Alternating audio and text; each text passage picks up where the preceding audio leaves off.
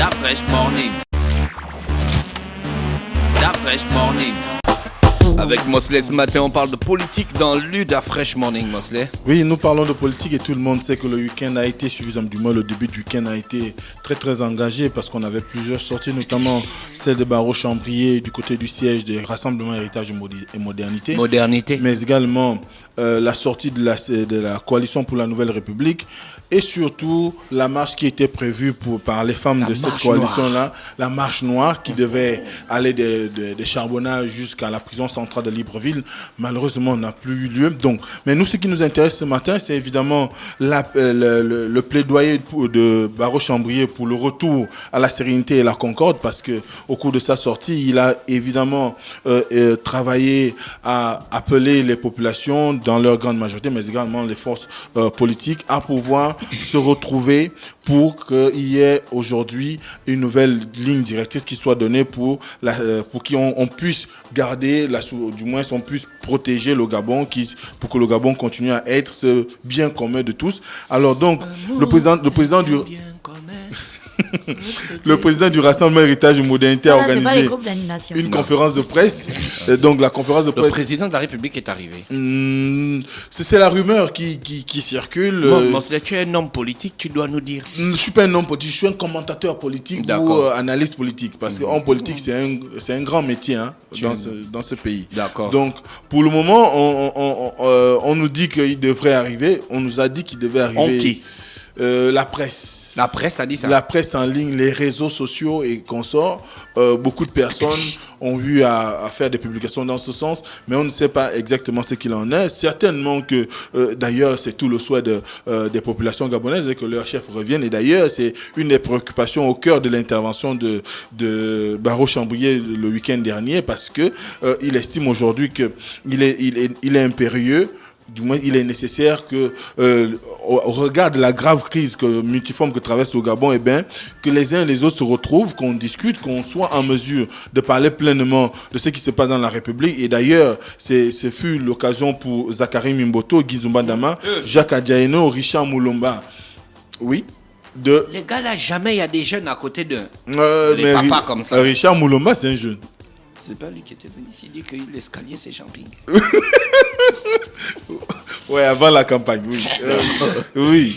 Oui, ils ont assisté à cette conférence de presse au cours de laquelle le président d'Héritage et Modernité est revenu sur toute l'actualité en rapport avec la crise économique que le pays traverse, les problèmes sociaux qu'on rencontre aussi bien dans l'administration publique que dans le privé, mais également au sein de la population, mais surtout l'épineuse question de la politique, parce que la politique aujourd'hui, au-delà de la crise politique qu'on connaît depuis la période de l'élection présidentielle, même la période post-électorale, on se rend bien compte qu'il y a désormais aussi, selon lui, une crise institutionnelle qui, depuis 2 mois, occupe le devant de la scène, parce que cette dernière concerne... C'est Barreau-Chambrier qui dit ça. Oui, parce que cette dernière concerne évidemment l'absence du chef de l'État, d'Ali Bongo Ondimba, au niveau de la présidence de la République. Donc, pour lui, il est aujourd'hui, je le cite, il est aujourd'hui plus que jamais une exigence d'éthique, d'efficacité et de patriotisme à travers une solution politique et institutionnelle qui prenne en compte le cadre institutionnel qui régit actuellement le pays. Alors,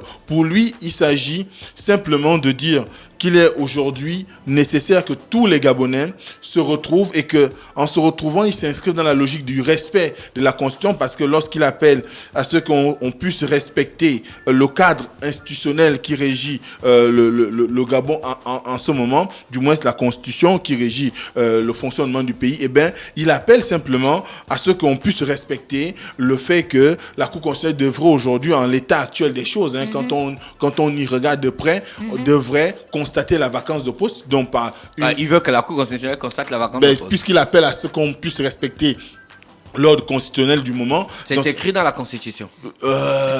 Que quand le président est malade, c'est la vacance de poste. Ce qui est écrit dans la Constitution, c'est que en cas d'absence, en cas le président du Nigeria, il a fait 1 an malade, là, ils ont fait la vacance de poste. La question, le problème, c'est que c'est bien quand Winston Churchill était parti faire les trucs des accords des Yalta, on a dit la vacance des Dafresh, je suis d'accord. Faut pas que le gars nous énerve. Dafresh, je peux être d'accord avec toi, mais le problème aujourd'hui, c'est que nous ne pouvons pas être dans les mêmes les mêmes organisations que le Nigeria. Le Nigeria, le président, par exemple, est élu avec le vice-président. Ce qui sous-entend qu'en cas d'indisponibilité du président, eh bien, le vice-président assume l'intérim pendant un moment, jusqu'à ce que le président puisse revenir. Au cas où il ne reviendrait pas, il poursuit le mandat. Or, l'ordre constitutionnel chez nous n'est pas le même. Donc, dès cet instant, ce que Barreau Chambrier fait, c'est d'inviter la Cour constitutionnelle à s'auto-saisir ou d'inviter le gouvernement à saisir la Cour constitutionnelle pour que puisse arriver à l'application de l'article 13 de la Constitution. Cet article qui, finalement, indique que le président du Sénat doit pouvoir assumer l'intérim, donc, en l'occurrence, Lucie Milebou-Aubusson, comme l'a fait Rose Gombe en 2009. Donc, c'était vraiment... Ça ne se fera pas.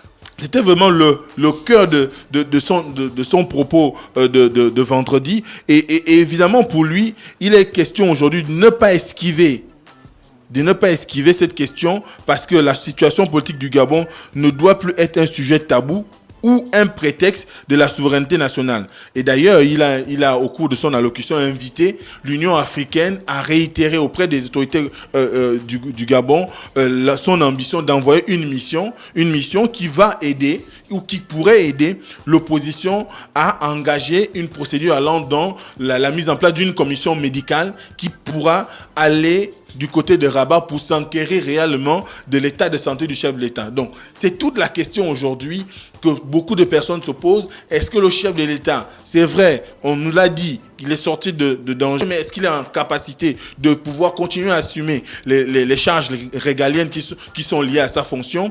Donc, là, je crois que c'est la préoccupation qui habite aujourd'hui les opposants, parce qu'ils estiment que, dans la situation qu'on connaît en ce moment, peut-être qu'après l'affection médicale du chef de l'État, il ne serait plus en mesure de pouvoir gouverner réellement le pays. Donc, mais pour être sûr, il faut qu'on décide aujourd'hui d'engager une procédure. Cette procédure implique qu'on mette en place une équipe médicale constituée de médecins gabonais qui pourraient aller sous la houlette du gouvernement à Rabat pour réellement prendre le pouls, savoir ce qui se passe. Est-ce que le chef d'État est toujours en mesure de gouverner convenablement le Gabon? Ça, c'est le discours de... Ça, c'est le discours en général. Maintenant, nous, quels sont les enseignements que nous retenons de cette sortie? Le premier enseignement, c'est que il y a un nouveau bloc qui vient effectivement de se créer, parce que ce qu'il faut savoir, c'est que Richard Moulomba, Guy Zumba Dama, Zachary Mimboto, Jacques Adiaino et Alexandre Barreau Chambrier,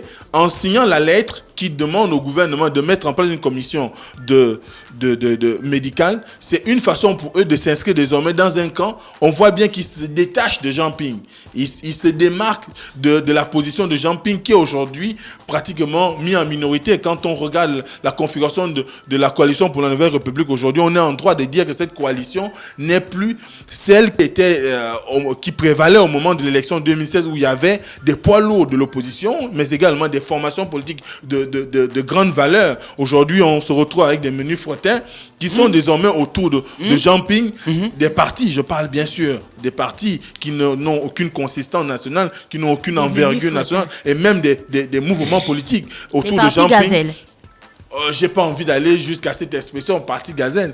Mais ce qui est sûr, c'est qu'aujourd'hui, quand on regarde la coalition pour la Nouvelle République aujourd'hui, elle ne présente plus ce visage rayonnant qu'elle avait, parce que quand on voit Guy Zumba Dama être beaucoup plus proche aujourd'hui de l'approche de Mimboto, de Barreau Chambrier ou de Richard Moulomba. Vous savez que Richard Moulomba, depuis l'annonce de la maladie du chef de l'État, a fait beaucoup de sorties à travers aussi bien la presse, mais également dans les réseaux sociaux, au cours de laquelle il est même allé jusqu'à rencontrer le vice-président de la République pour s'enquérir de l'état de santé réel du chef de l'État, et il a même esquissé des solutions pour faire en sorte qu'on puisse parer à toute éventualité au cas où il y aurait réellement vacance de poste ou incapacité du président à pouvoir continuer sa charge. Donc dès cet instant, on voit bien qu'aujourd'hui, la coalition pour la Nouvelle République n'est plus on va dire cette machine-là qui se prévalait d'avoir en son sein des forces comme l'Union nationale, les démocrates, Héritage et Modernité,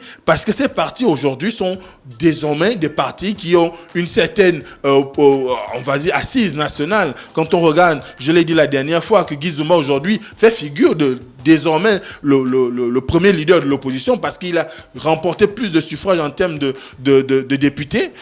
L'Union nationale a un point important également en ce qui concerne les conseillers municipaux dans toutes les villes du Gabon. C'est la même chose pour Héritage et Modernité. C'est ce qui sous-entend que ces trois-là, greffés avec le mouvement créé par Adjaïno pour le changement et le mouvement, le parti politique Arena de Moulomba, eh bien, ça crée une nouvelle force politique dans l'opposition. Ça montre qu'ils sont en train d'aller dans une démarche qui ne sera plus celle de Jean Ping, qui n'est pas du moins assimilée à celle de Jean Ping, parce que Jean Ping aujourd'hui, au lieu d'aller dans la voie, d'amener les populations à comprendre les motivations d'une démarche qui voudrait qu'on soit sûr des potentialités du chef de l'État, eh bien, lui, il rentre beaucoup plus dans une guerre, dans une situation de confrontation, dans un clash avec le pouvoir, avec les institutions établies. Et d'ailleurs, je crois que c'est la raison pour laquelle aujourd'hui, quand on regarde les multiples appels à la manifestation qui ont été engagés aussi bien Dynamique Unitaire, dont les responsables sont proches de Jean Ping, mais également les femmes de l'opposition avec leur fameuse marche noire, eh bien, ça ne marche pas parce que les populations sont en train de sortir ou ne veulent pas aller en confrontation, veulent peut-être aller dans une voie de discussion, dans une voie de rencontre, de dialogue, parce que vous savez que le dialogue a toujours été au socle de l'essence même de la politique gabonaise. Le dialogue a toujours eu pour effet d'accoucher les accords de Paris, les accords d'Arambo, et on est arrivé récemment au dialogue politique d'Angondje. Mais quand on prône la confrontation, ce qui est sûr, c'est que avec la mise en place de ce nouveau bloc, eh ben, Barreau Chambouillet et les siens, dont Zachary Mumboto, comme je le disais tout à l'heure, Guy Zumbandama et consorts, eh ben, se retrouvent à dire qu'ils n'épousent pas sa logique et ils vont finir par le mettre en minorité. Parce qu'au fond, Jean Ping n'aura plus personne autour de lui de grande envergure. Peut-être Jean Yerendon. Mais Jean Yerendon aujourd'hui souffre d'un problème. Jean Yerendon a créé un mouvement qui n'a réellement pas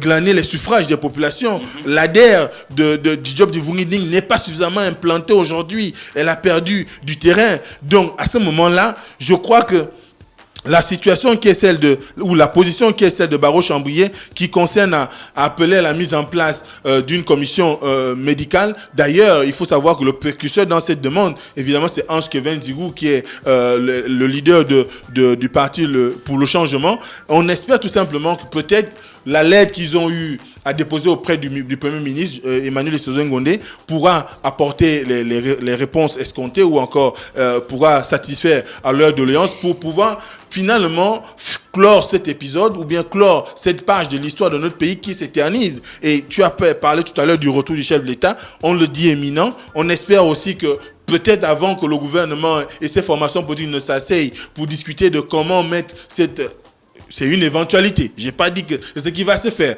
Donc, au cas où cela se mettrait en branle, eh bien, on pourrait aussi être surpris de voir le chef de l'État regagner plus tôt le Gabon que ce qui a été prévu ou qui est pronostiqué aujourd'hui.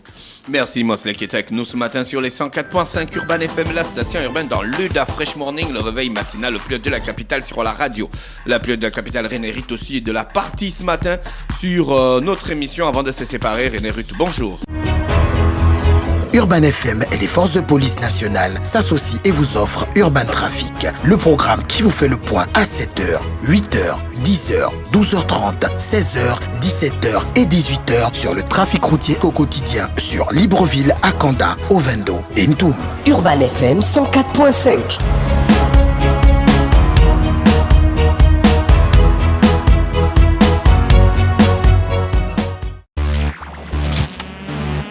Fresh Morning.